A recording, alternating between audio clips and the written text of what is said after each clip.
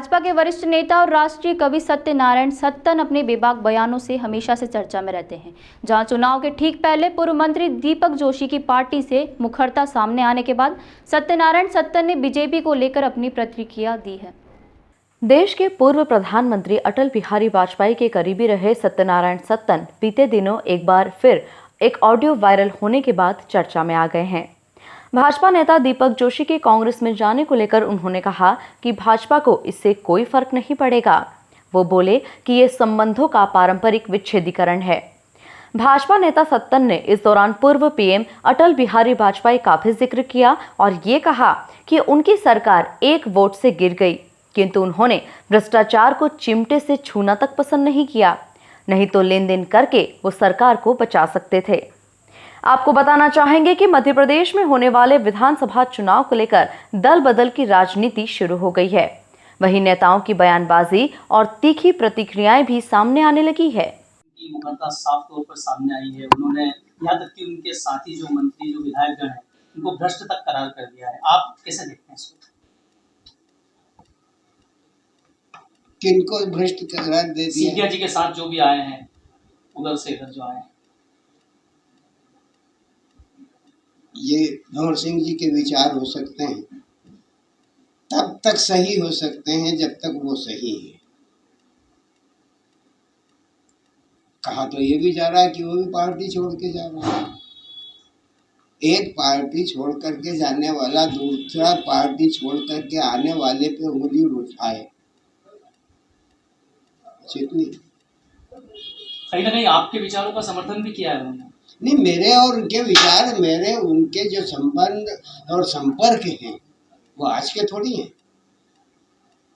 भारतीय जनसंघ के समय से हैं, कंधे से कंधा मिला करके हम दोनों ने काम किया है। भारतीय जनता पार्टी के लिए काम किया, काम करते रहे।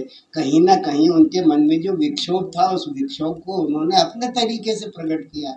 और मेरी मान्यता ये है, आज भी मैं जब आपसे चर्चा कर रहा हूँ तो मेरी मान्यता ये है कि भंवर सिंह जी पार्टी छोड़कर नहीं जाएंगे। खबर एक ये भी चली है कि आपके दिग्विजय सिंह से भी संपर्क हो रहे हैं अभी।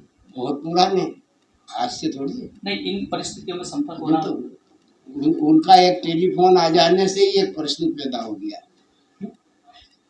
ये प्रश्न उनके एक टेलीफोन आ जाने से ही हो गया। अब वो वहाँ पर जो बैठा हुआ जो संपर्क का मिश्रा, कार्यालय का जो काम देखते हैं मिश्रा जी, वो मुझे सम्मानित भाव से देखते हैं, भैया बंधु की तरह देखते हैं, गुरु की तरह देखते हैं। तो उनके माध्यम से बातचीत होती रहती है। तो उसमें मैं क्या कांग्रेस में चला जाऊंगा, या दिग्विजय सिंह से मेरी बात होगी तो मैं कांग्रेस में चला जाऊंगा? तो ठोक के आपके इन्हीं चैनलों पे कह चुका हूँ कि मैं जहाँ पर हूँ वहीं पर हूँ। दल बदल में विश्वास नहीं रखता मैं। जिस पेड़ को हमने सिंचित किया है, उगाया है, उसको अपने हाथ से काटने नहीं देंगे, और अगर कोई काटेगा तो उसको काटने से भी रोकेंगे। ये तो हमारा दायित्व है, धर्म है। लेकिन हमारे में अगर कहीं पर कोई कमजोरी दिखेगी तो उसमें इंगित करने से भी नहीं चूकेंगे, और वो इंगित करना ही पाप हो गया मेरा। जो आप सब ये समझ रहे हो कि मैं पार्टी विद्रोही हो गया या हो गया, नहीं। ना तो मेरे मन में किसी प्रकार की अभिलाषा है, ना कोई पद पाने के लिए ये कार्य मैंने किया। भारतीय जनता पार्टी को कोई फर्क नहीं पड़ेगा। जनता को फर्क अगर आ गया तो सबको फर्क पड़ेगा। ये वैचारिक मतभेद है, ये पारस्परिक संबंधों का विच्छेदीकरण होता है। कोई इससे नाराज है कि बार बार यही बैठ रहा है, मैं क्यों नहीं बैठ रहा। कोई वैयक्तिक कारणों से पीड़ित है, कोई सामाजिक रूप से, राजनीतिक रूप से पीड़ित है, कोई अपनी निरंतर सेवाओं को लेकर के उसे भुनाने के लिए पीड़ित है।